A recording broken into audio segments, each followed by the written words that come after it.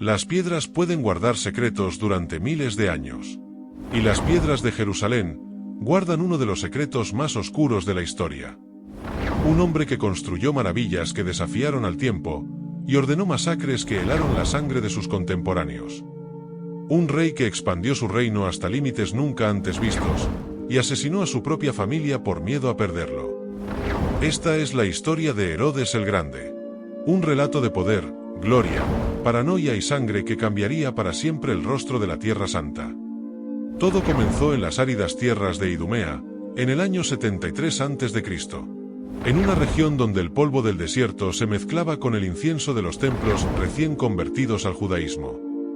Herodes nació en una familia que había apostado su destino a la astucia política. Su padre, Antípatro, era un maestro del arte de la supervivencia en un mundo cambiante. Como consejero principal del rey Hircano II, Antípatro enseñó a su hijo las lecciones más valiosas del poder. La lealtad es temporal, las alianzas son necesarias, y el poder real reside en quien controla los hilos, no en quien porta la corona. El joven Herodes creció en un mundo de contrastes. Por las mañanas, estudiaba la Torá y las tradiciones judías. Por las tardes, se sumergía en la literatura griega y la filosofía romana.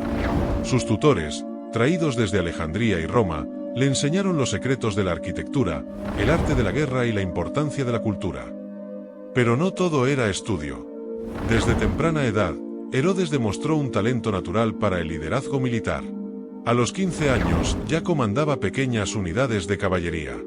A los 20, su nombre era conocido en toda Judea por su ferocidad en la batalla y su astucia táctica. El mundo en que creció Herodes era un polvorín político. Roma extendía sus tentáculos por todo el Mediterráneo, mientras las antiguas dinastías luchaban por sobrevivir. En Judea, la situación era especialmente volátil. A los 25 años, una edad en que muchos nobles apenas comenzaban su carrera política, Herodes fue nombrado gobernador de Galilea. Su primer acto de gobierno revelaría la determinación que lo caracterizaría toda su vida. Enfrentó a una banda de rebeldes que aterrorizaba la región, los capturó y los ejecutó sin juicio previo. Esta acción le valió la admiración del pueblo común y la condena del Sanedrín, el Consejo Supremo Judío.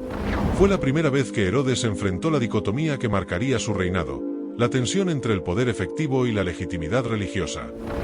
La guerra civil estalló en Judea como una tormenta largamente anunciada. Antígono, último heredero de la dinastía Asmonea, se alzó contra Hircano II, el protector de la familia de Herodes. Con el apoyo de los partos, enemigos mortales de Roma, Antígono parecía imparable. Herodes demostró entonces otra de sus características definitorias, la capacidad de convertir las derrotas en victorias. Huyó a Roma, pero no como un refugiado cualquiera. Llevaba consigo un plan audaz. En una sesión histórica del Senado romano, Herodes hizo algo extraordinario. Convenció a Marco Antonio y Octavio, los hombres más poderosos de Roma, de que él era la mejor opción para garantizar la estabilidad en Judea. El Senado no solo lo apoyó, lo nombró rey de los judíos. Era el año 40 a.C. Herodes había conseguido la corona, ahora solo tenía que conquistar su reino. La guerra por el control de Judea duró 3 años. Herodes demostró ser tan brillante general como había sido político. Sitió Jerusalén con ayuda de las legiones romanas, y finalmente, en el año 37 a.C., tomó la ciudad. Para legitimar su gobierno, Herodes dio un paso maestro. Se casó con Mariamna, la bella princesa Asmonea.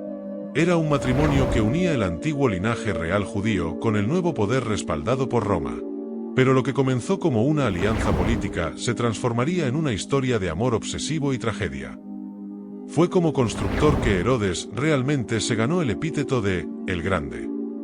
Sus proyectos arquitectónicos transformaron no solo Judea, sino todo el Mediterráneo oriental.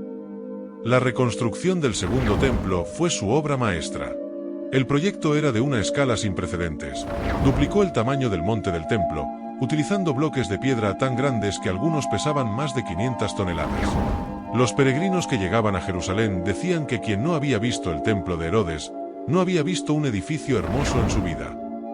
El complejo del templo era una maravilla de ingeniería y belleza. Enormes columnas de mármol, puertas recubiertas de oro, patios que podían albergar a decenas de miles de fieles.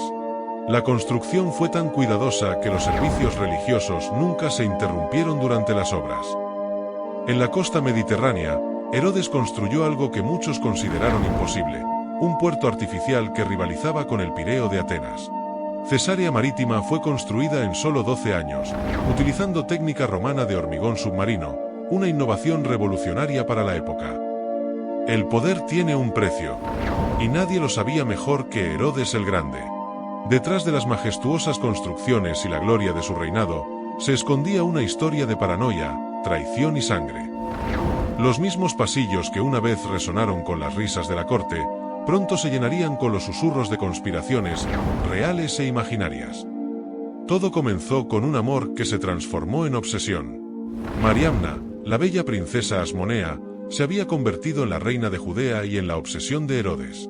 Su belleza era legendaria, su linaje real impecable, y esto último sería su perdición. La paranoia de Herodes crecía con cada día que pasaba. Antes de cada viaje fuera del reino, dejaba órdenes secretas. Si él moría, Mariamna debía ser ejecutada. No soportaba la idea de que otro hombre pudiera poseerla. En el año 29 a.C., la tragedia alcanzó su clímax. Convencido por su hermana Salomé de que Mariamna planeaba envenenarlo, Herodes ordenó su ejecución. Las últimas palabras de la reina ante el tribunal fueron un testimonio de dignidad real que perseguiría a Herodes hasta su muerte. Alejandro y Aristóbulo, los hijos de Mariamna, crecieron con la belleza de su madre y el porte real de los asmoneos. Para su desgracia, también heredaron el derecho legítimo al trono, al menos a los ojos del pueblo. La paranoia de Herodes alcanzó nuevas alturas. Cada gesto de sus hijos, cada palabra pronunciada en los pasillos del palacio, se convertía en evidencia de conspiración. Los jóvenes príncipes fueron sometidos a juicio ante el mismísimo emperador Augusto.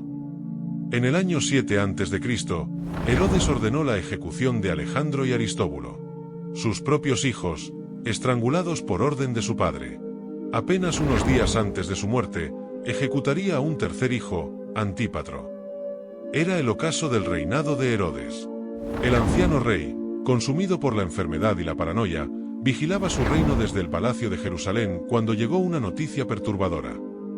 Un grupo de sabios del Oriente, posiblemente de Persia o Arabia, arribó a Jerusalén haciendo una pregunta que helaría la sangre del rey: ¿dónde está el que ha nacido rey de los judíos? Porque hemos visto su estrella en el Oriente y venimos a adorarlo. Para Herodes, estas palabras eran una sentencia de muerte. Durante décadas había eliminado sistemáticamente cualquier amenaza a su trono. Había ejecutado a su esposa, a 3 de sus hijos, a numerosos miembros de la aristocracia judía, todo por mantener su poder. Inmediatamente convocó a los principales sacerdotes y escribas del pueblo. ¿Dónde había de nacer el Mesías?, les preguntó. La respuesta fue unánime: en Belén de Judea, la ciudad de David. Herodes, maestro del engaño, llamó en secreto a los magos.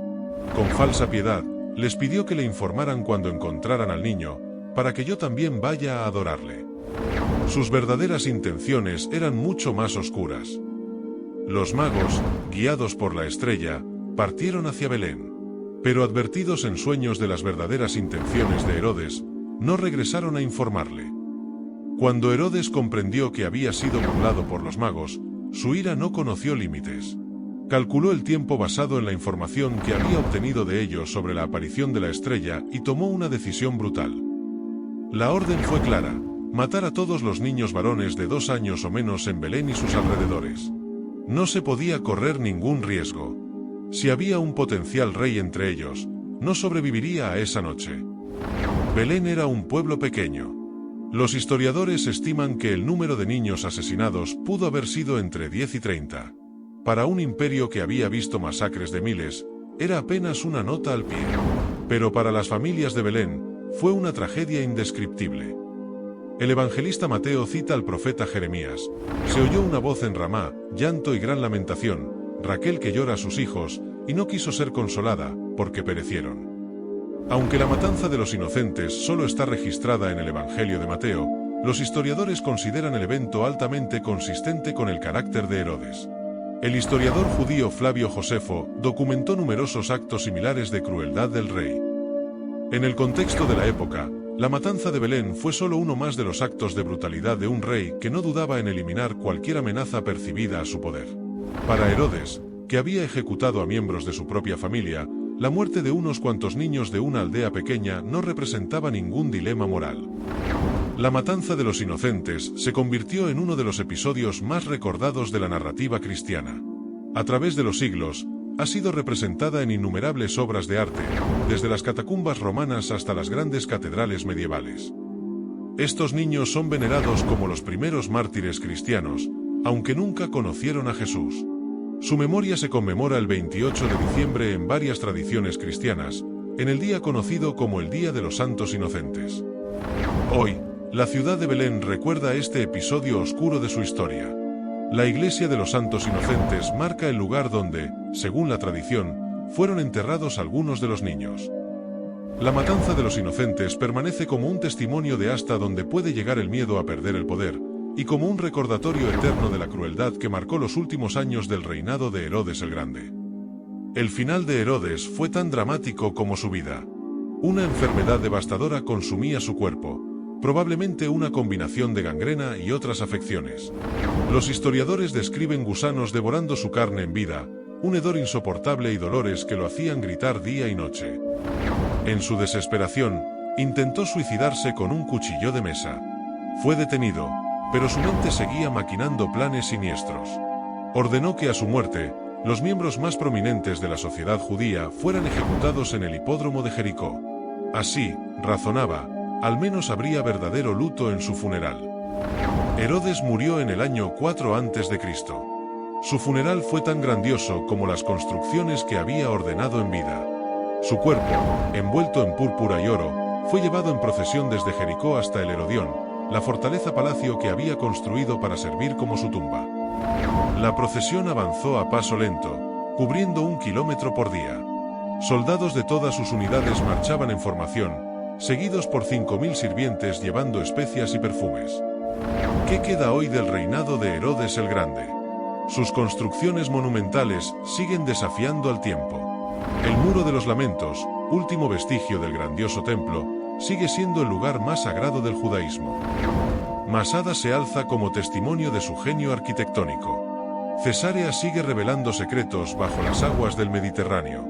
El Herodión, donde finalmente se encontró su tumba en 2007, continúa asombrando a arqueólogos y visitantes. Pero quizás su legado más duradero sea la transformación que logró en Judea. Llevó la región a una era de prosperidad sin precedentes, aunque el precio fue alto. En la historia, Herodes el Grande permanece como una figura de contrastes, brillante y cruel, visionario y paranoico, constructor de maravillas y destructor de vidas.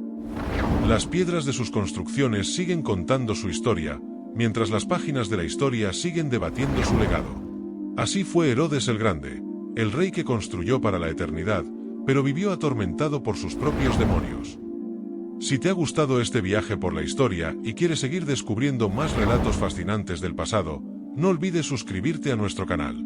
Dale like a este vídeo, activa la campana de notificaciones y compártelo con tus amigos. Cada semana traemos nuevas historias que te sorprenderán y te harán reflexionar. Nos vemos en el próximo vídeo con más secretos de la historia.